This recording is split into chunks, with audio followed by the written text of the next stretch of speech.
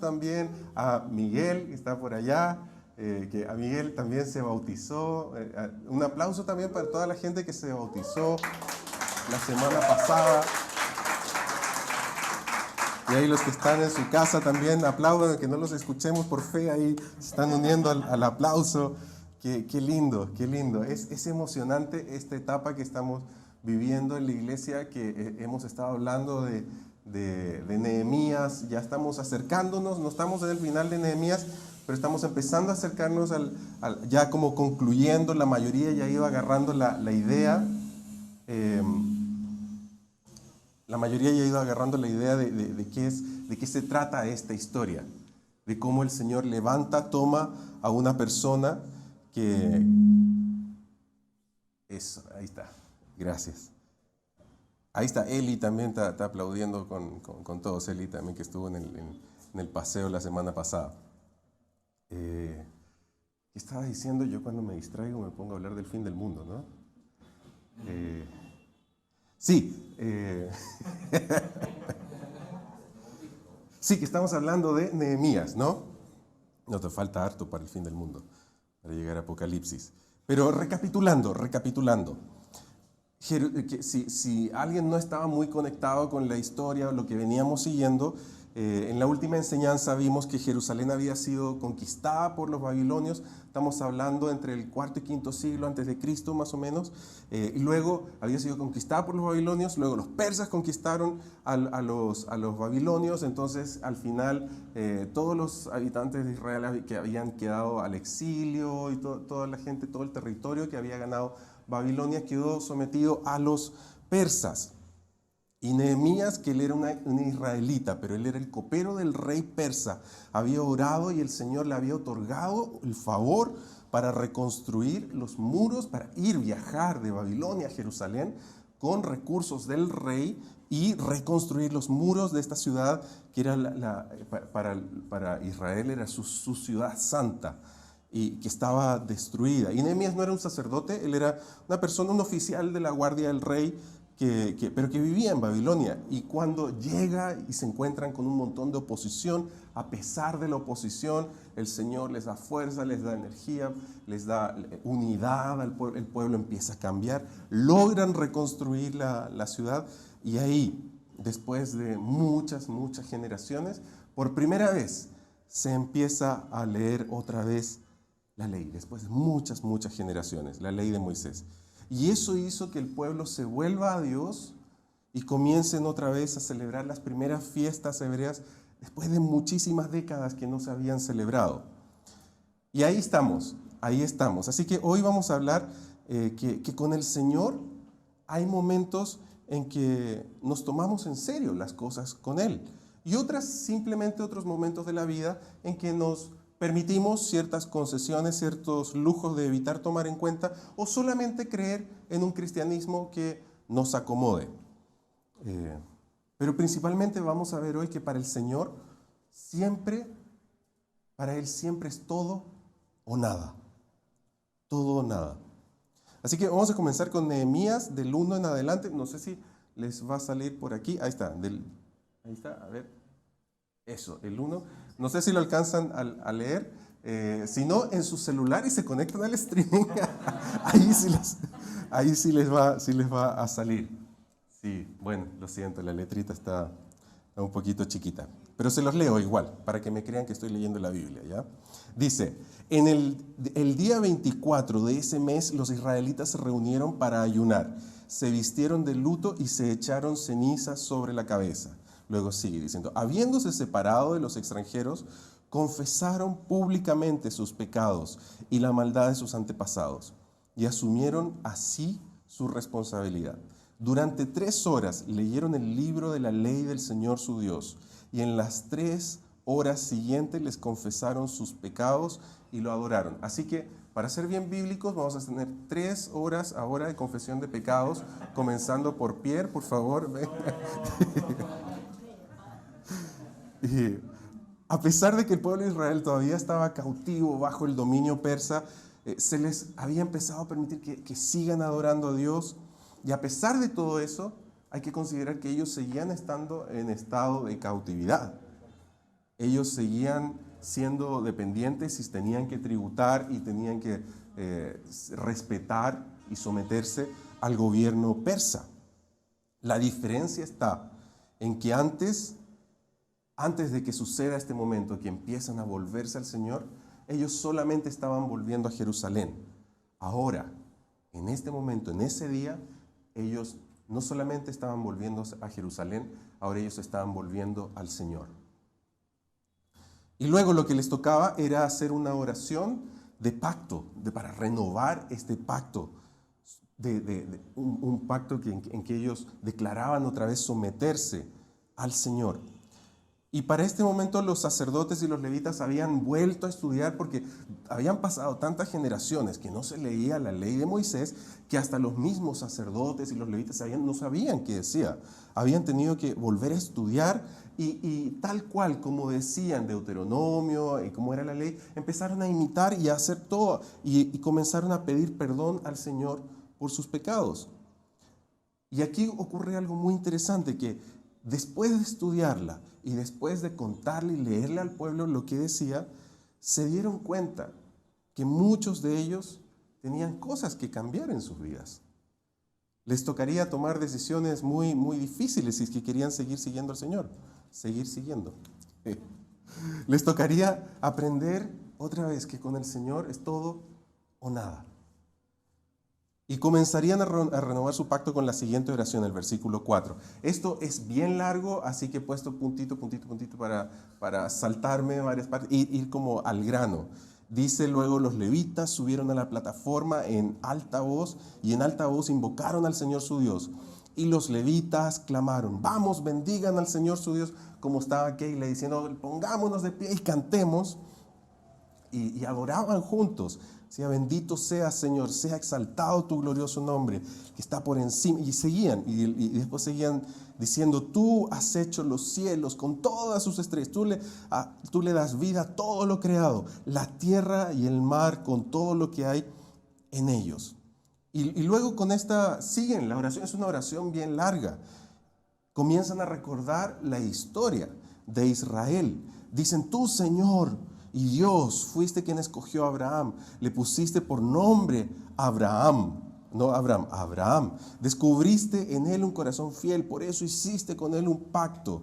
Y seguían diciendo: en Egipto lanzaste grandes señales y maravillas. Y seguían recordando la historia. Cruzaron el mar con una columna de nube, los guiaste de día, con una columna de fuego, los guiaste de noche.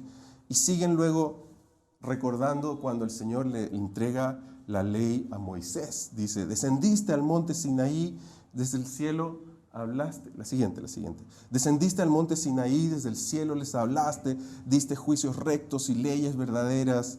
Y sigue así. Luego recuerdan la provisión del Señor. Mira, todo esto en una oración que yo creo que sí que la redactaron, pero creo que tiene que haber sido mucho más largo para recordar realmente todo lo que hizo el Señor. Y más encima de lo que dice Nehemías, yo te lo estoy resumiendo. Recuerdan la provisión, dice: saciaste su hambre con pan del cielo, calmaste su sed con agua de la roca, les diste posesión de la tierra bajo el juramento que les habías prometido. Y aquí comienzan luego, dentro de esta oración, ya habían adorado, habían declarado la grandeza de Dios, luego habían empezado a resumir un poco la historia de lo que Dios había hecho, luego aquí comienzan a reconocer el pecado también que Israel como nación había venido cometiendo. Dice: pero ellos y nuestros padres fueron altivos, no quisieron obedecer tus mandamientos, se negaron a escucharte, fue tanta su terquedad y tanta su rebeldía. Y siguen. Que hasta se nombraron un jefe para que los hiciera volver a la esclavitud de Egipto. Fuerte, ¿no? Fuerte. Cuando leí hasta este punto, me hizo pensar que no es lo mismo creer en Dios que creerle a Dios. Porque para muchos de nosotros, una cosa es aceptar la idea de Dios. Hay mucha gente que dice: no, yo sí creo en Dios, no, yo creo, ahí está Diosito, por ahí está. Y yo le pido que me bendiga todos los días. Y hay mucha gente que vive su vida así y dice: no, yo sí creo. Pero otra cosa, no es lo mismo creer en Dios que creerle. y creer que lo que Él dijo es real, que es cierto.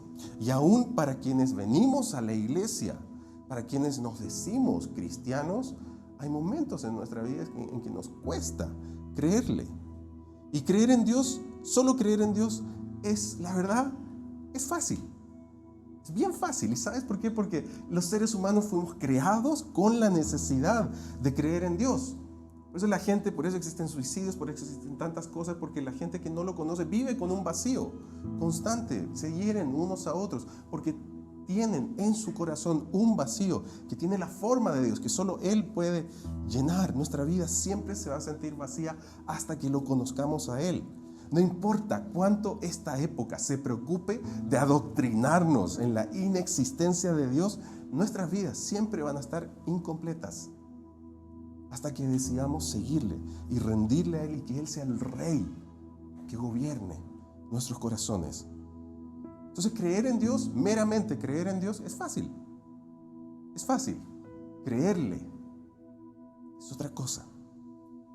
Creerle a Dios es entender que con Él es todo o nada.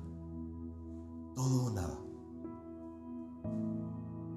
Y entender que para Él, no solamente de nosotros es Él, sino de Él a nosotros. Muy en serio esto de todo o nada.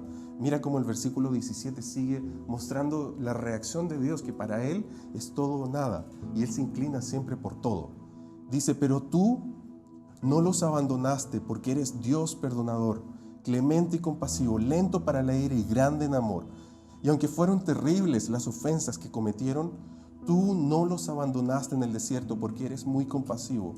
Jamás se apartó de ellos la columna de nube, ni dejó de alumbrarlos la columna de fuego de noche. El versículo 20 dice, no les quitaste tu maná de la boca, les diste agua para calmar su sed.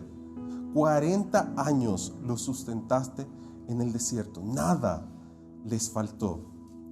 Y el 23 sigue diciendo, multiplicaste sus hijos como las estrellas del cielo, los hiciste entrar en la tierra que bajo juramento les prometiste a sus padres. Y sus hijos entraron en la tierra y tomaron posesión de ella.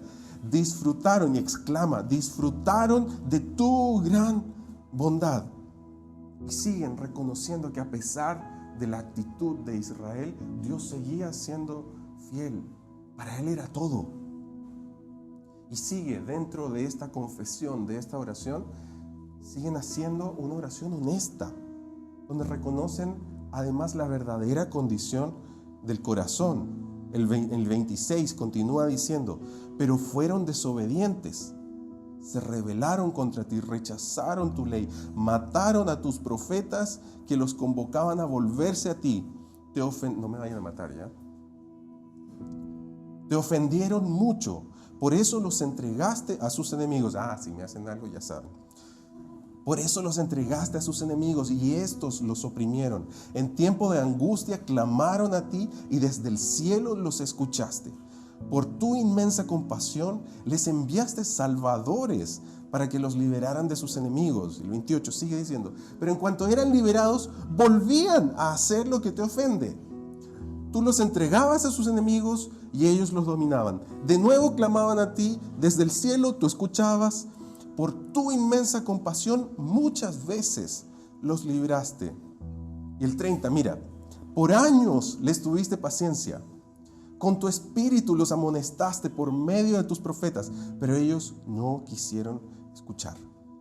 Por eso los dejaste caer en manos de los pueblos de esa tierra. Sin embargo, es tal tu compasión que no los destruiste ni abandonaste, porque eres Dios clemente y compasivo. Para Dios es todo o nada. Todo o nada, esto es serio.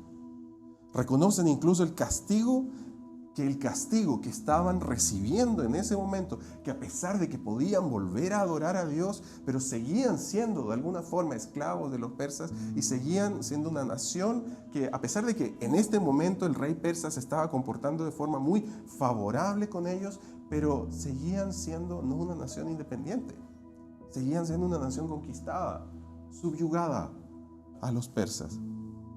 Seguían reconociendo que ese castigo que hasta ese momento todavía tenían, que era justo. que era justo. El 32 dice: y ahora, Dios nuestro, Dios grande, temible y poderoso, que cumples el pacto y eres fiel, no tengas en poco los sufrimientos que han padecido nuestros reyes, gobernantes, sacerdotes y profetas, nuestros padres y todo tu pueblo, desde los reyes de Asiria hasta hoy. Tú has sido justo en todo lo que nos ha sucedido, porque actúas con fidelidad. Nosotros, en cambio, actuamos con maldad. Nuestros reyes y gobernantes, nuestros sacerdotes y antepasados desobedecieron tu ley y no acataron tus mandamientos ni las advertencias con que los amonestabas. Pero ellos, durante su reinado, no quisieron servirte ni abandonar sus malas obras. Y así sigue diciendo. Por eso ahora somos esclavos. Como tienen poder, hacen con nosotros lo que quieren. Lo siguen reconociendo. Suena duro. Y pareciera que esta prédica se trata de yo leerles otra vez lo que dice Nehemías solamente. Pero ¿por qué es tan importante leer esto y saber la historia de la salvación? Porque quien no la conoce y no la vive, lamentablemente está condenado a cometer los mismos errores que ha cometido Israel, los mismos errores que se siguen cometiendo hoy de las personas que no se vuelven a Dios. Esa generación que nunca había escuchado la ley de Moisés y estaban tan alejados de Dios como podían, pero por eso aquí, en este momento de esa historia, reaccionan y deciden formalmente, oficialmente, volverse a Dios. Mira lo que dice en el versículo 38. Por todo esto,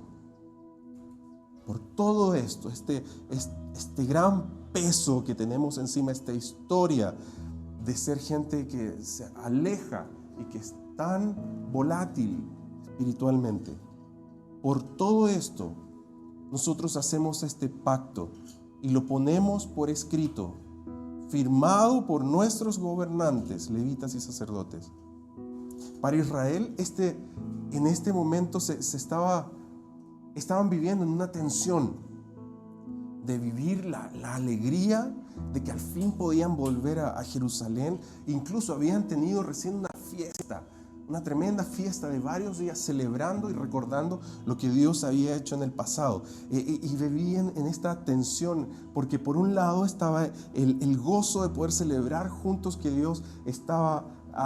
Ellos se rendían a Dios, pedían perdón por sus pecados y el Señor los perdonaría, sus pecados, sus iniquidades. Y vendría junto con la tensión de reconocer y revivir la culpa y seguir experimentando las consecuencias de los pecados que venían cometiendo, porque seguían siendo esclavos. Seguían siendo esclavos. ¿Y saben qué? A veces el pecado se siente así. A veces sabemos que el Señor nos perdona, pero tenemos que lidiar con las consecuencias de ese pecado.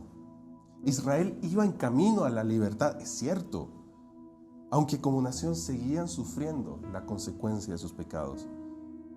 Y para evitar eso, tendrían que comenzar a hacer otra vez todos los años un sacrificio que expiaba sus pecados. Y no era simplemente como, ya tengo un animal, listo, voy a mandar un animal ahí para que lo maten, lo sacrifiquen. No. Tenía que ser de lo mejor que tengas. ¿Cuántos tienen perritos acá? No, estamos hablando de un bien. En ese tiempo el animal, tener un buen animal, elegir el mejor, haberlo criado, tenía que ser el más puro, no podía tener. Había una lista bien detallada de cuán perfecto y cuán puro tenía que ser lo que uno entregue para adorar. Y era el animal con el que más se encariñó la familia, así. Porque la carga del pecado es fuerte, es dura.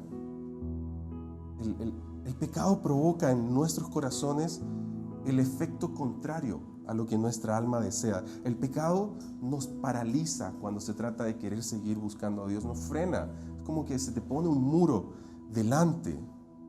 ¿A cuántas parejas, cuántos matrimonios les ha pasado que fuimos creados para disfrutar nuestros matrimonios, disfrutar nuestras familias? Pero cuando el pecado en tiempos como hoy entra a los matrimonios, el pecado distancia las parejas. El pecado se preocupa de ocupar a cada miembro de la pareja, para que cada uno se empiece a distanciar, a separar, al punto de que ya ni se necesiten el uno al otro. El pecado seduce a los miembros de un matrimonio a que comiencen a soñar por separado. A tal punto que la gente elige hoy en día ni siquiera casarse. ¿Por qué? Porque el pecado fomenta sueños egoístas. Esos sueños donde mi esposo o mi esposa ya no me puede acompañar en esa dirección donde quiero ir. Y alimentamos en la mente de forma pecaminosa esos sueños que eventualmente terminarán destruyendo nuestras familias. Volvamos al Señor. Volvamos al Señor. El pecado en el trabajo, la condenación de cuando el pecado entró al mundo fue que tengamos que trabajar con desdicha, que seamos infelices en nuestros trabajos, solo para poder conseguir algo, para poder comer algo, para poder sostenernos. Pero en Cristo, cuando Él nos libera y nos traslada de las tinieblas a la luz admirable, ya no es una desdicha esclavizante. En Cristo, tu trabajo se vuelve la herramienta del Señor para moldear tu corazón, donde nuestro sustento ya no depende del cheque que te llegue a fin de mes, depende del Señor. Porque el trabajo ahora es una herramienta para que seas cada vez más parecido a Cristo. ¿A cuántos? Seamos sinceramente, ¿cuántas veces el Señor no ha usado a nuestros jefes para moldearnos?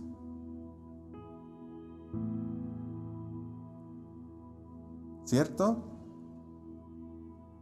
Ya en Cristo ya no se trata de esforzarnos para ganar más dinero o obtener una posición. En Cristo ahora trabajamos y nos esforzamos porque queremos agradarlo a Él, porque queremos ser luz. La primera forma en el pecado no tiene propósito. La segunda te da un sentido de eternidad. En la segunda voy a trabajar todos los días, me levanto al trabajo y llego a mi trabajo diciendo: Señor, úsame hoy. Que algo maravilloso pase hoy. Muéstrame qué quieres hacer, a quién quieres que le hable de ti, cómo puedo ser alguien que refleje tu amor. Cambia el sentido. Ahora tiene propósito. Volvamos al Señor.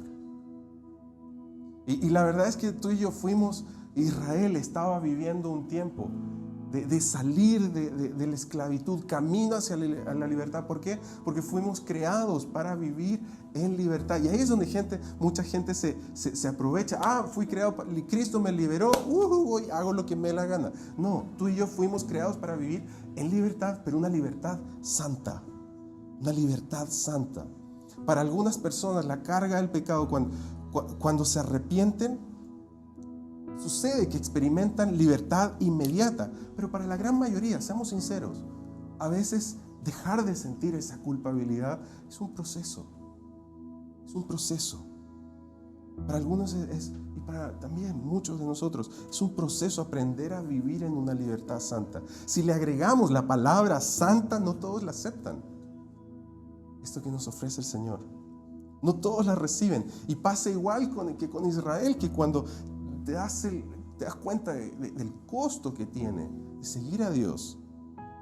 Incluso a Jesús le llegó a pasar, a los discípulos les sucedió eso, que en un momento en que Jesús quería llevar a sus discípulos a una relación más profunda, más íntima, donde quería revelarles más del reino de Dios, no fueron capaces de aceptar tal profundidad y nivel de compromiso. Mira Juan capítulo 6, versículo 61. Dice: Jesús era consciente de que sus discípulos se quejaban, así que les dijo: ¿acaso esto los ofende? Cuando Jesús les mostró un poquito del costo de lo que significaba seguirlo, ¿acaso esto los ofende? Les hace sentir: no, esto no es para mí. ¿Acaso esto los ofende? Y el 66, mira lo que dice: a partir de ese momento, muchos de sus discípulos se apartaron de él y lo abandonaron. Le pasó a Israel, le pasó a los seguidores de Jesús, sigue pasando hoy. Sigue pasando hoy. Con Cristo tenemos una decisión que tomar, querida familia. Con Él es todo o nada. Es todo o nada. Y en nuestra capacidad, a veces ni siquiera podemos llegar a ver qué tan pecadores somos. Solo sabemos que sentimos culpa por el daño que hacemos, pero a veces no sabemos cuál es la solución. Y yo quiero decirte algo, la Biblia dice que es el Espíritu Santo el único que puede traer un convencimiento, una necesidad de arrepentirse. Y la verdad es que es bien fácil saber si tú estás arrepentido de corazón o no. En otras palabras, vamos a ponerlo así. Si hay un pecado en tu vida, todos recuerden su pecado ahorita. Ese, exacto. Sí, ese también. Ese también. También.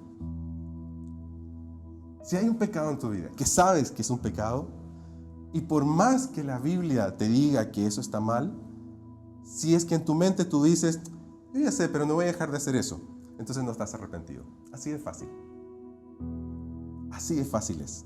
Ahora, si tú estás genuinamente arrepentido, dispuesto a entregarle tu vida a Dios y cambiar la forma de vivir que llevabas hasta ahora, la Biblia dice que esa conclusión, esa determinación, no la has llegado a tomar por tu propia cuenta, sino porque Dios te ha abierto los ojos y te está comenzando a dar la fortaleza para querer cambiar y la disposición para empezar a hacerlo. Ahora, obviamente, tú y yo sabemos, seguimos pecando a veces. No todos cambiamos inmediatamente. A veces incluso hay adicciones que toman tiempo. Pero en la presencia de Dios, queridos amigos, está el poder para vencer. En la presencia de Dios está la capacidad, la fortaleza, lo que necesitamos para poder vencer. Un día a la vez. Un día a la vez. El punto aquí es que no hay términos medios. Con Dios es todo o nada. Dios no es tu enemigo. Él no es tu enemigo. De Él hacia nosotros, Él no es nuestro enemigo. Pero tu pecado te hace enemigo de Dios.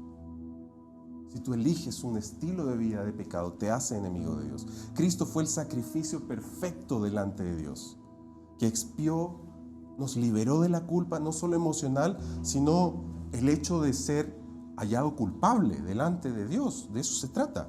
Él ya hizo todo de su lado. Él no es nuestro enemigo. Él no se considera nuestro enemigo. Pero nuestro pecado nos pone en una posición que nos enemista con Dios. Pero mira lo que ha hecho Cristo en Romanos 5, del 9 al 11. Dice, ahora, cuando ya reaccionamos, cuando ya entendimos, cuando ya decidimos dejar pecar, y ahora que hemos sido justificados por su sangre, ¿con cuánta más razón por medio de Él seremos salvados del castigo de Dios? Porque sí, cuando éramos enemigos de Dios, fuimos reconciliados con Él mediante la muerte de su Hijo. ¿Con cuánta más razón, habiendo sido reconciliados, seremos salvados por su vida? Y no solo esto, sino que también nos regocijamos en Dios por nuestro Señor Jesucristo, pues gracias a Él ya hemos recibido la reconciliación. Y la Biblia dice que quienes han sido reconciliados con Dios ya no son enemigos de Él. Si tú te entregas a Dios, si tú te rindes por completo, si tú le dices, Señor, aquí está mi vida, yo quiero cambiar. Entonces Dios en la cruz, Jesús en la cruz, Él ya quitó la enemistad de su lado. Ahora nos toca a nosotros, de nuestro lado, entenderlo y decir, yo también quito la enemistad de mi lado. ¿Me entienden? Ahora lo que nos toca es vivir para Dios. Romanos 6, del 10 al 12 continúa diciendo, en cuanto a su muerte, murió al pecado una vez y para siempre, y en cuanto a su vida, vive para Dios. De la misma manera, está hablando de Cristo, de la misma manera, también ustedes considérense muertos al pecado, pero vivos para Dios en Cristo Jesús. Por lo tanto, no permitan, eso es lo que nos toca ahora a nosotros, no permitan, y esta es la orden de Pablo, no permitan ustedes que el pecado reine en su cuerpo mortal, ni obedezcan sus malos deseos. Es increíble que Pablo, nosotros estamos acá, en la línea de tiempo, Pablo está acá, desafía a la iglesia en ese tiempo, Pablo desafía a la iglesia hoy para que tome en serio lo que inclusive antes, en el tiempo de Nehemías, se seguía diciendo. Es exacto, hay un paralelismo increíble ahí. Y volviendo a Nehemías, mira el resultado de lo que provocó que el pueblo decida, como decía Pablo, no permitir que el pecado siga reinando en nuestras vidas. Mira Nehemías capítulo 10, versículos 28 y 29. Dice: el resto del pueblo, sacerdotes, levitas, porteros, cantores, servidores del templo y todos los que se habían separado de los pueblos de aquella tierra para cumplir con la ley de Dios, más sus mujeres, hijos e hijas y todos los que tenían uso de razón, se unió a sus parientes que ocupaban cargos importantes y se comprometió bajo juramento a vivir de acuerdo con la ley que Dios les había ordenado por medio de su siervo Moisés, a obedecer todos los mandamientos, normas, estatutos de nuestro Señor. A mí me encanta el versículo anterior, si puedes retroceder uno, por favor. Me encanta eso, todos los que tenían uso de razón. Yo creo que si tú estás acá porque tienes uso de razón, porque estás decidiendo por Cristo. No, sí, la iglesia me hace bien. Si están conectados ahí,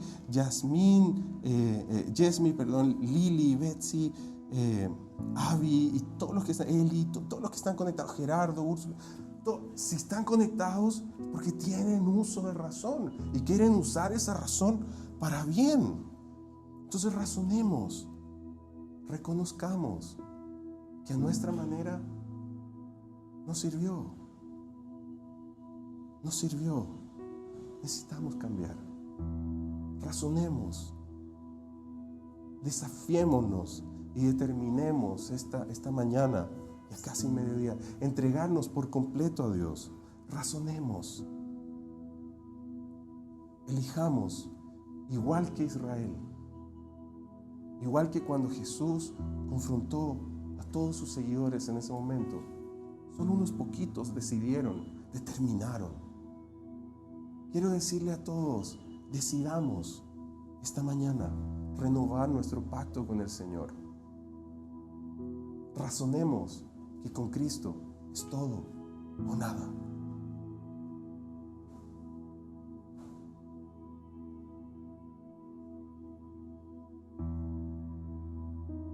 Es importante para mí que el leer toda esta oración tan larga que hizo el pueblo de Israel, aunque está resumida, pero es importante para mí, es importante para ti, es importante. A veces queremos incluso que alguien ore por nosotros y que nos diga una palabra. No, el Señor dice esto. Y sí, en la Biblia lo practicamos, lo creemos, pero a veces la gente se enfoca en qué es lo último que se está diciendo por aquí, por allá, y se nos olvida que muchas veces lo que Dios dijo sigue teniendo una validez enorme para nosotros hoy. Y a veces para escuchar la voz de Dios tenemos que escuchar ese eco que viene resonando por generaciones, diciéndonos: vuélvete a Dios, razona, vuélvete a Dios, vuélvete a Dios, vuélvete a Dios, vuélvete a Dios. Que volvámonos a Dios. Quiero invitarlos, sí, nos podemos poner de pie para tener un tiempo en que vamos a meditar, razonar. Y quiero invitarlos a cada uno que si hay algo que necesita conversar con el Señor, algo que necesita ponerse a cuentas con Él, esta es la mañana que puedes hacerlo. Este es el momento en que puedes decir: eso que ha venido sucediendo en mi vida, Señor, te lo entrego y ya no más.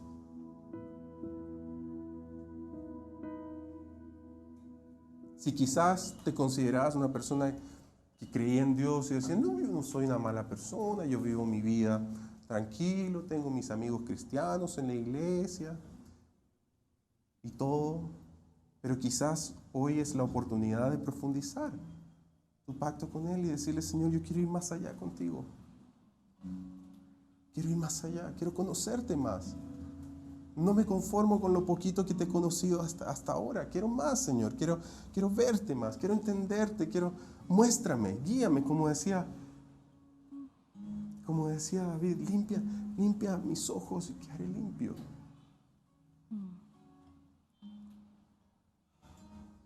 Señor, limpia mi corazón.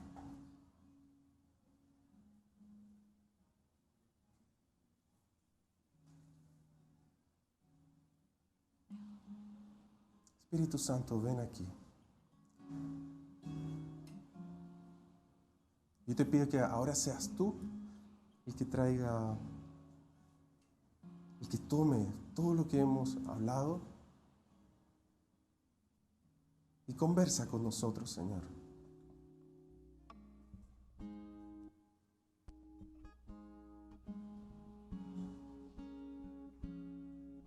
Señor, que nada distraiga nuestras mentes, nada distraiga, que nada perturbe nuestro espíritu ahora.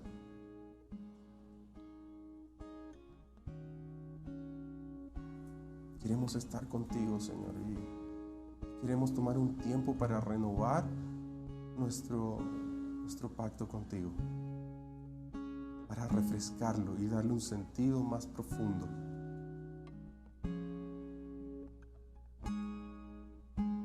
Señor, así como Israel te adoró, escuchó tu palabra, recordó la historia contigo, Señor, reconoció su condición actual y luego determinó renovar su pacto contigo. Te pido que esta mañana todos podamos hacer eso delante tuyo, Señor. Podamos mirar nuestra vida, reconocer nuestra necesidad de ti, nuestra dependencia a ti, Señor, nuestra urgente dependencia. Y cada uno en su corazón, Señor, pueda verbalizar, gesticular y exhalar un pacto nuevo contigo, Señor, una afirmación de nuestro compromiso. Y los que quieran ir más allá, Señor, también ir más allá.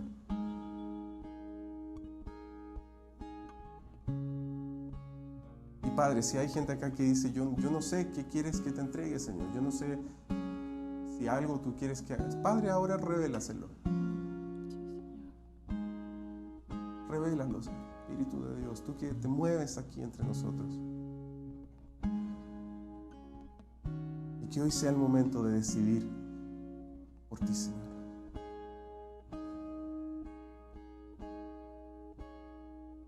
Gracias, Señor, gracias, Señor.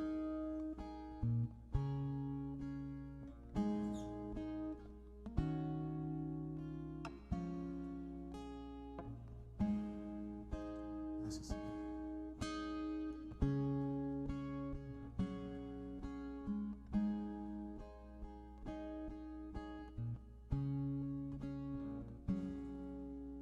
Aprovecha este tiempo para conversar con Él. Gracias, Señor.